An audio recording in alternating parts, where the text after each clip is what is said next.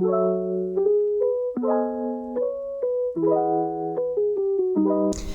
guys, welcome back. I totally forgot to make an intro for my previous video, but I'm here now. Woohoo! So anyways, welcome back to episode 2 of this PULSATIO CORDIS playthrough. If you haven't already, give episode 1 a watch to understand what the heck is going on in this video. Thank you for coming to watch, it means a lot to me. I'm just starting out, but I feel happy starting off my channel with a game that is very dear to my heart. Shout out to the dev who made the game, Lucia, Lily, I love you. Mwah. Hey Gwen, what's up? I am not gonna survive this. What do I say?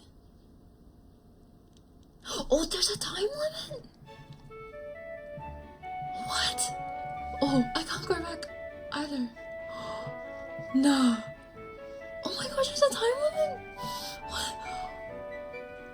Oh, that is such a lame response. Oh, that was really fast. I didn't even know. Oh no. Oh, hopefully the affection doesn't go down. What the heck? This guy. I mean, I guess. I want to sink into the ground. Of all the things I could have said, I said that. Am I in year 4? Okay, for all the non-New Zealand schoolgoers, year 4. How old are you in year 4?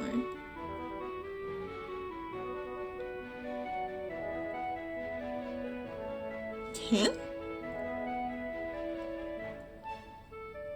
No, I think you're 9. Anyways, around that age. This guy looks positively lovely today, you know, because it was a positively. Anyways, I'm good. Thanks. Say how are you back? Say how are you back? But like an idiot, I just stand there, staring at him silently as my throat closes up. Quinn, are you okay? You seem a bit freaked out. I'm okay, totally peachy. Like a peach mango pie. Peach mango pie? Okay. Jollibee region. No, my pride. Damn it, shut up already. I want to disappear. The first few seconds of this day, and I've already messed up. The words echo in my head over and over, taunting me. Lev looks... Eyes wide. Lev looks quite baffled at my out-of-nowhere ad-lib. Understandably, but then a look of realization comes over his face. You're shaking. Is something... Okay, before I continue, her attention to detail, especially like with his face when his speech changes, is actually really, really cool. Because I played another VN and I think the art was AI, but this dev obviously drew it all out.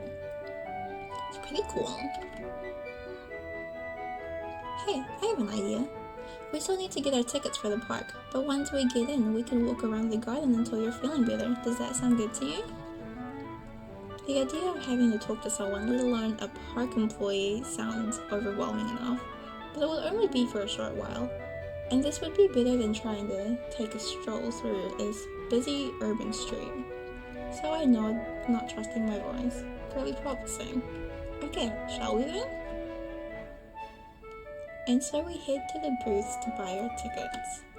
I pull out my wallet, intending on paying for mine myself, but Lev stops me, shielding my hand with his credit card. What? Year 13 has a credit card? Is Lev rich? Like, his family rich to have a credit card?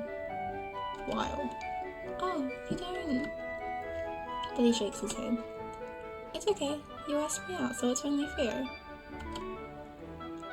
I'm about to argue his logic, but he smiles reassuringly at me as if to say that it's no big deal. Sensing that he's not gonna budge, I sigh and tuck my wallet safely back into my bag. Part of me feels relief that I'm going to be saving money today, and that I won't have to talk to anyone right now. The clerk hands us our tickets. Sweet, have a good date, you two. I blush profusely. I notice that Lev has some rosiness blooming on his own cheeks. I guess I count it as a win. I saw the head boy blush. Hey man, a win is a win. Pretty. The garden is gorgeous. Rose bushes line the pebbled pathway, and archways make of greenery and flowers.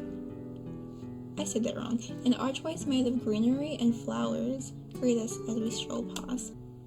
I've come down a bit from my earlier panic, but I still can't get the words I've said out of my head. The sky, seriously? I could not have started the day off in a worse way. Liv and I haven't really been talking, and honestly, I'm fine with that for the moment. Sometimes it's just nice to take in your surroundings quietly, and inevitably, someone does speak, and it's Liv. Are you feeling better? Yeah, sorry, I just get like this sometimes. And sorry for acting like a bit of a smartass earlier. I just blanked and didn't know what to say. There's no need to apologize, Quinn. I get it, really. People blurt out things when they're nervous. Wait, he looks so... Oh no, I didn't mean to do that. He looks so cute with his eyes smiling like that. And you know what? I actually found it pretty funny. But I didn't want to laugh in your face. I thought that would make you feel worse. I breathed a huge sigh of relief. I'm glad he found my dumb joke funny at least. Is that something you struggle with? Being self-conscious? Yeah, I hate it. I really do. This is the worst it's been in a while. Geez, I actually never really told anyone about that. I don't tell him that I don't have many people that I can tell that to. I don't really want to worry my parents, and therapy would just be another cost to worry about. Oh my goodness, therapy is so expensive. I'm sorry. I remember what happened with those guys that were harassing you.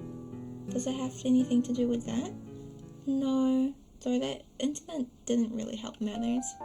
Ever since I moved back to that town, it feels like the people I knew from when I was younger don't exist anymore. Sounds self-centered, but I thought they would at least mention something from the past. One good memory they had with me. It would have made me feel like the childhood I had wasn't just a nice dream. But of course they didn't. Hell, they probably don't even care about their stuff anymore, right? What if I'm just a weirdo? What if I'm just terrible at fitting in?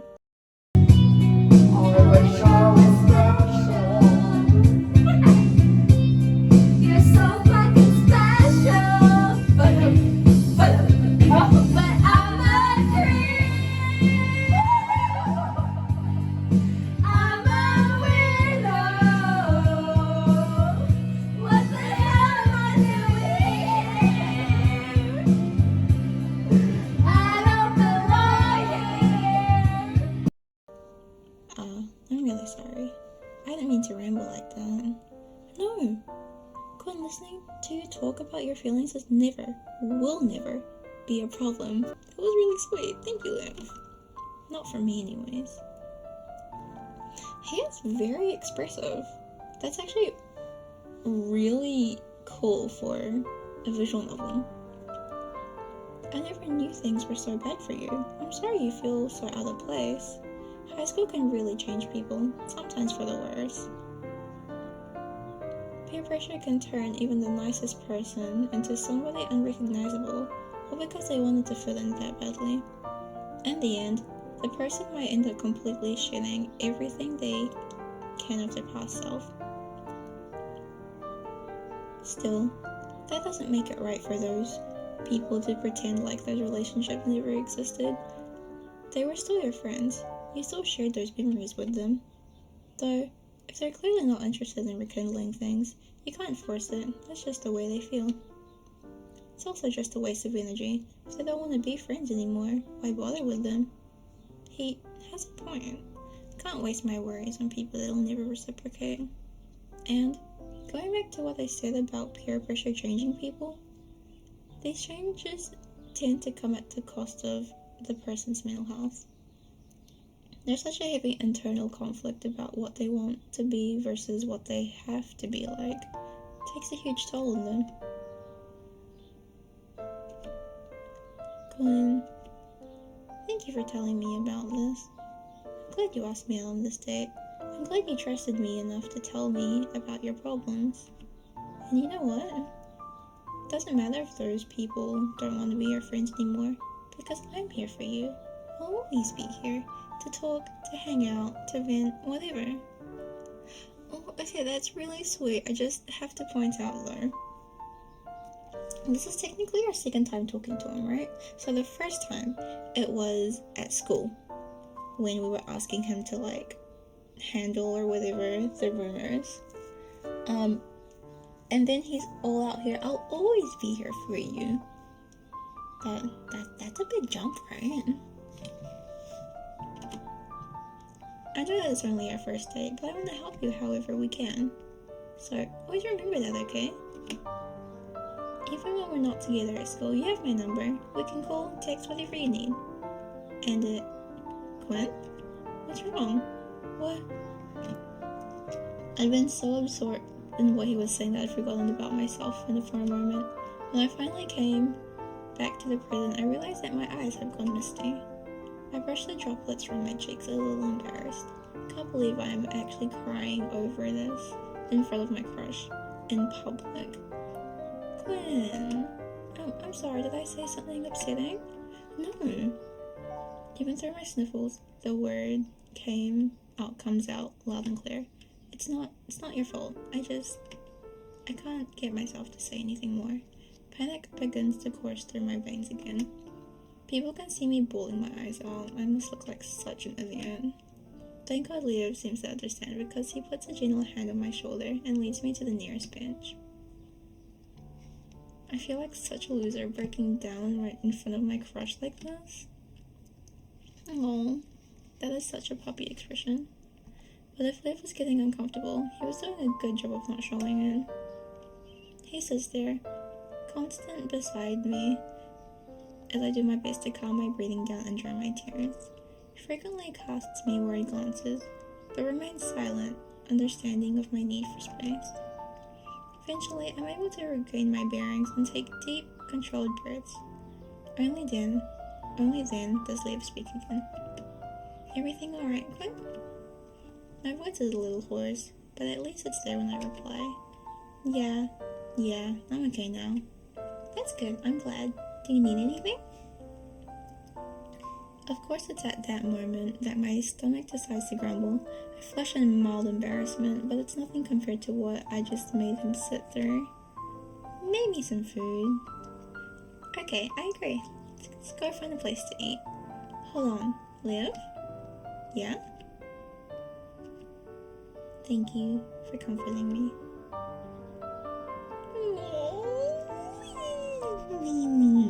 Okay. Of course, it's the least you deserve. I don't really understand what he means, but Liv has been such a kind person to me. Well, he is head boy after all. He does need to treat his fellow students nicely. The thought that he's only doing this out of a sense of duty causes insecurity to pull in my gut. Regardless, we were still here on a date, so I reassure myself. He must like me at least a little bit, or he wouldn't have accepted my confession in the first place. The restaurant we settled on was a quaint building that served Italian cuisine. When we stepped inside, the smell of freshly baked dough hits my nose, a wonderful aroma that makes my stomach growl. I cover my stomach with a hand, embarrassed. Not again. Thankfully, Leo seems to be distracted by the menu overhead. The menu pretty much only has pizza or pasta options available, with a few yummy looking dessert options. Hey Gwen, what are you gonna get? No idea yet. Just like me, huh? There are so many options. What do we want to get? Pasta. I'm a pasta girly through and through. Oh! Okay, there's no, timer. Mushroom risotto, seafood linguine, carbonara, beef lasagna, or a veggie lasagna. I am definitely a carbonara girl. I guess I'll get a carbonara pasta. Sounds good. I'll get the same. I feel flattered that Liv is imitating me. Well, either that or he just happened to want the same thing I did. Though, there's still this Oh, there's still the issue of the price. I know I have money left over from this week's paycheck, but knowing how they like to gouge prices at places like this, I'll cover the bill. You don't gotta worry. Oh, Liam, thanks. What? Seriously, you don't have to. But I want to. It'll be one less thing for you to worry about. Guilt pulls in my stomach at the idea that he's spending so much for me. I literally made him sit there while I childishly bawled my eyes out. Well... Okay, so we either let him pay, insist on paying for my own meal, or offer the pay for the whole meal.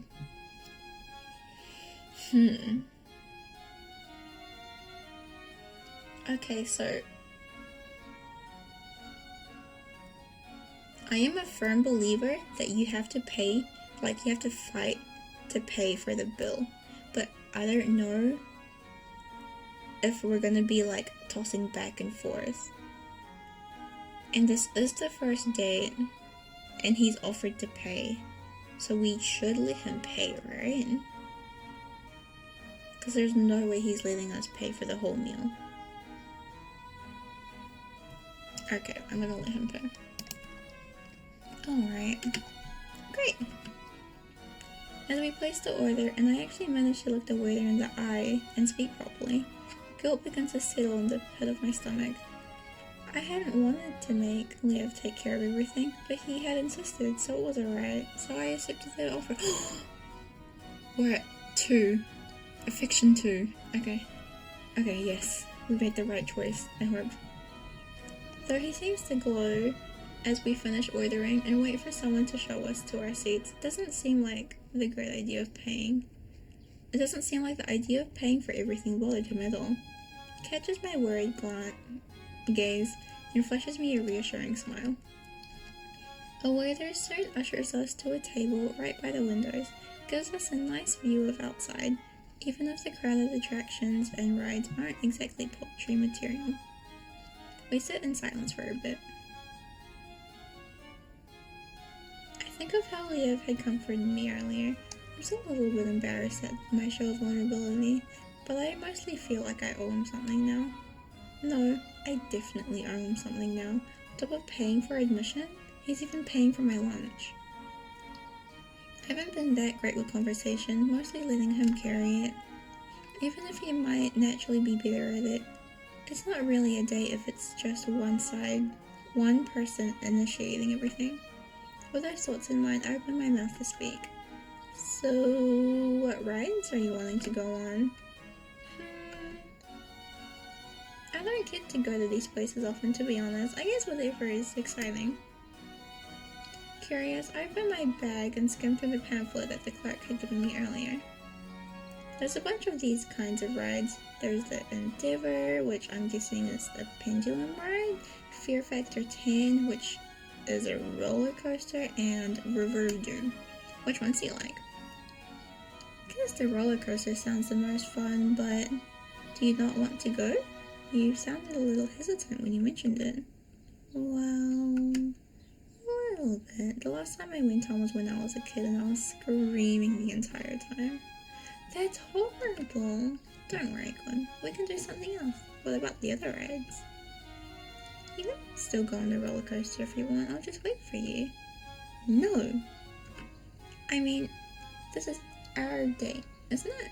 What's the point if you're not having fun as well? There he was, trying to accommodate for me again. Guilt simmers in my stomach. Glenn, what about the others? I really don't mind. If we didn't settle on doing something, then we'd just end up wandering around until the end of the day. Besides, Lev had done something kind for me. It's my turn to do the same for him.